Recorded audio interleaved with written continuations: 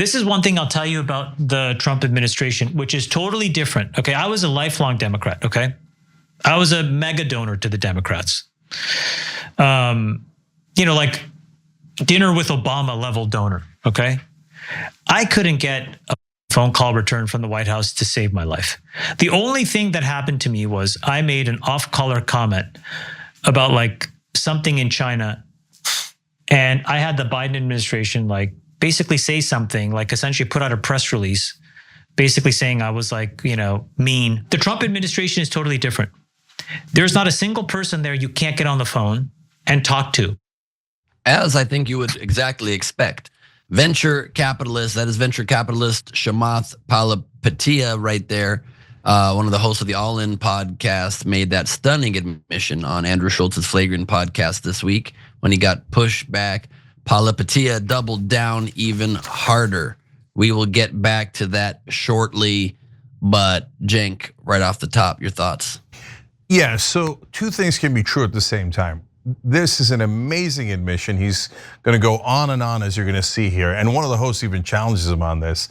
And all Democrats appreciate this admission that the Republicans are a lot more, attuned to the needs of donors. But there is something that he's saying that is a legitimate critique of the Democratic Party. So I want to talk about that as well. Two things can be true at the same time. First, let's see basically the confession. Yeah, so let's give a little bit of brief context first on Palihapitiya. He's the CEO and founder of Social Capital. Forbes estimates his net worth at $1.2 billion. He was also an early senior executive at Facebook. Palihapitiya is highly involved in politics, as he mentioned in the cold open. You heard him state he donated to Obama and Biden. He also donated to RFK Jr. and Trump. He brought up a mean comment about China in that same clip. Well, he was actually referring to the persecution of the Uyghurs in China. Here's what he said in 2022 about that. Quote, let's be honest, nobody cares about what's happening to the Uyghurs. You bring it up because you really care, and I think that's nice that you care. The rest of us don't care. I'm telling you a hard, ugly truth. Of all the things I care about, it is below my line. Context aside, let's now watch more of his appearance on Flagrant. Here's how he described his communication with the Trump administration. I'll give you an example of this. A friend of mine's company was really impacted with these tariffs in a bad way, okay? This is like a really amazing, legitimate American business, 150-year-old business, family owned, all this stuff. And I was able to call the deputy chief of staff and I said, hey, can you talk to the CEO and just so hear on the ground? He's like instantly putting me on the phone. My wife runs a pharmaceutical business and, we wanted to make sure that the administration understood like all the implications for rare diseases and orphan drugs. What happens if these tariffs like cripple the R&D budgets? We were able to talk to all of them. They were like, explain the issue. I want to understand it. So this is what's also totally different, which I really give them a lot of respect. They are willing to debate it with you. You can pick up the phone and talk to these people. I've never had that experience, guys. I mean, look, I was like a senior person at Facebook, could never get a meeting. I only met Obama once when he came to the thing. Then when I was running an investment fund, successful, I had dinner with Obama, but it was, under the purposes of should I donate to the foundation? So he did have access, just not constant, any moment you want, pay to play access under Obama. So he just wants to be able to be part of the administration, basically, because that's what the uber rich get now under the Trump administration is a free pass to be kind of like a cosplaying member of the government. Flagrant co-host Akash Singh had a compelling counterpoint to that argument, which Palihapitiya did not take kindly to. Sorry, devil's advocate, should being a mega donor, I mean, I guess I get your point of view, but couldn't it also just be like, no, we're not gonna be biased just because a person donated money, we're not gonna just answer the phone whenever he calls. You think I was like, stupid 5 years ago and all of a sudden tried to like start to build national champions like now?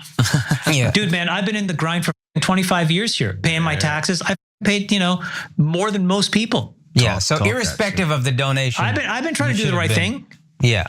I wasn't trying to favor myself. It's like, even just to explain, like, here's what's happening on the ground. Do you want to know?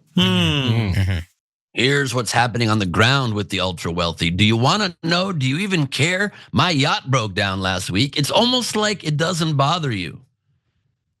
That's where that is, Cenk. Yeah, he got touchy there on a very normal question. I mean, that brother asked that question on behalf of America, right? And he's like, do you think I'm stupid? But nobody said you were stupid. I've been working really hard. Well, God bless your heart. Nobody disputed that. We're just saying, you really think that if you're a donor, you should be able to call them anytime? Do you think that an average American is able to call the president or his staffers at any time? Do you think it's a good idea that if you donate millions of dollars that you be able to get access that no one else can get, and that you be able to push your agenda and your businesses? And you're saying, I'm telling you what's on the ground, and it might be helpful, for it to hear from a small business owner or something to get their perspective. But are you small business owners? Because you have over $1 billion, right?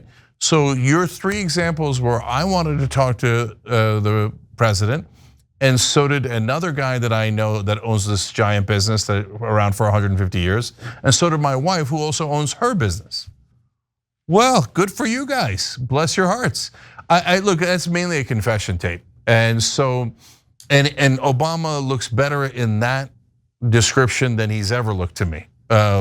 But having said that, now I'll add the second layer to it. So it's not but, it's and. All of that is 100% true. And I think what he was trying to say in the worst imaginable way is there's a certain arrogance to the Democratic politicians, and they really believe they don't need to hear from anyone else. They're already geniuses. They are doing 4-dimensional chess, and everyone is beneath them.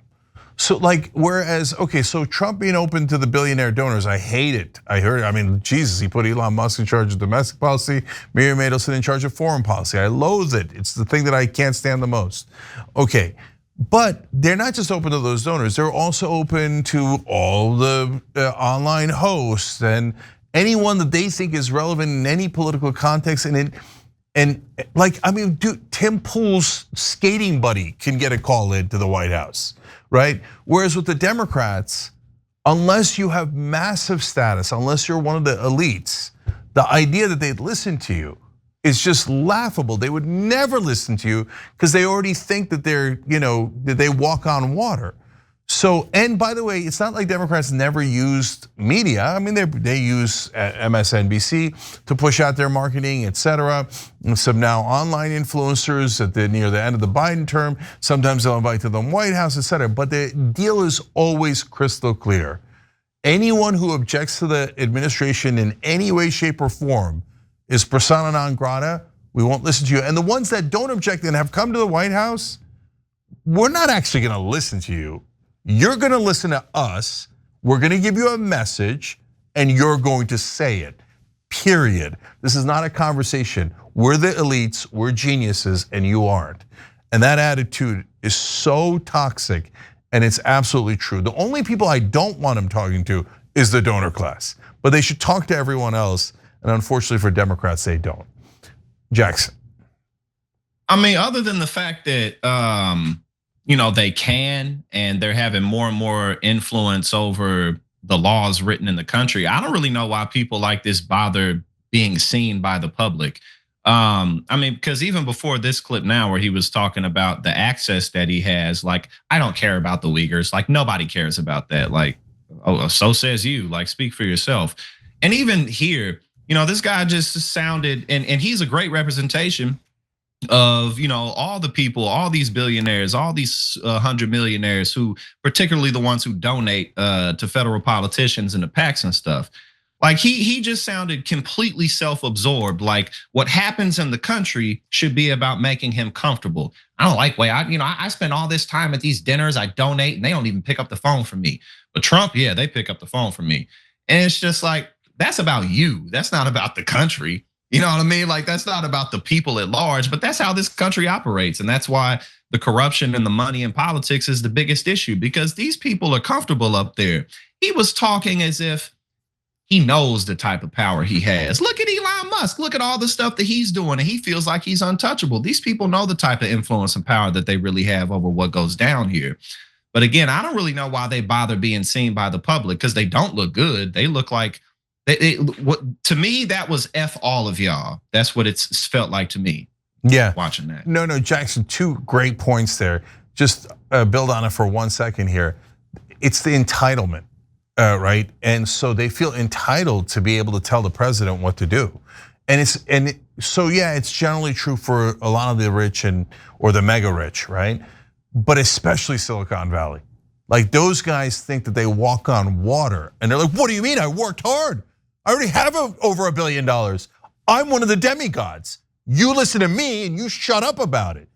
I'm entitled to have the president. No, brother, nobody's entitled. There's 330 million people in the country. Nobody's entitled to talk to the president.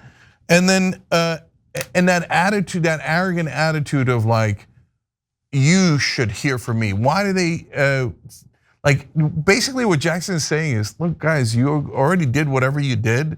Take the money and run, right? Like what are you rubbing it in people's face and getting yourself in trouble for almost, right? And the reason, Jackson, is because they can't help it, because their egos are gigantic. And they think, look, honestly, like I read a bunch of stuff about Silicon Valley. There was such a gold rush there. I mean, so appropriate for that location that like rug shop owners were stumbling over $500 million, right? Everybody was starting businesses and all the businesses were getting to monster valuations.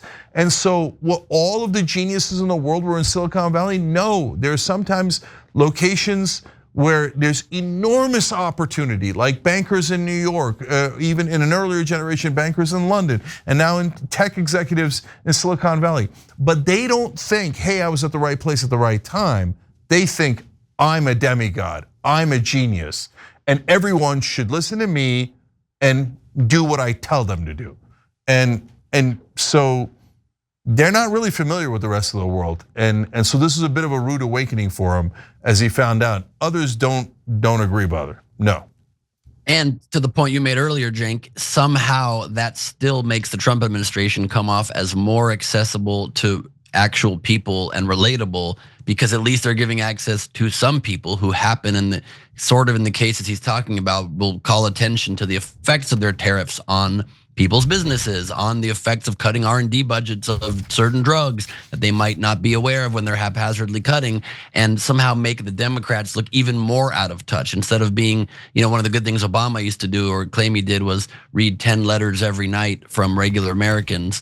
But we don't have that ethos. The Democratic Party rather doesn't have that ethos anymore. They have the vibe of, we know what's best, we don't need to hear from anybody. And so Trump somehow sounds more relatable, and that's how he wins these elections. He seems like he's a man of the people, even if those people are the ultra wealthy.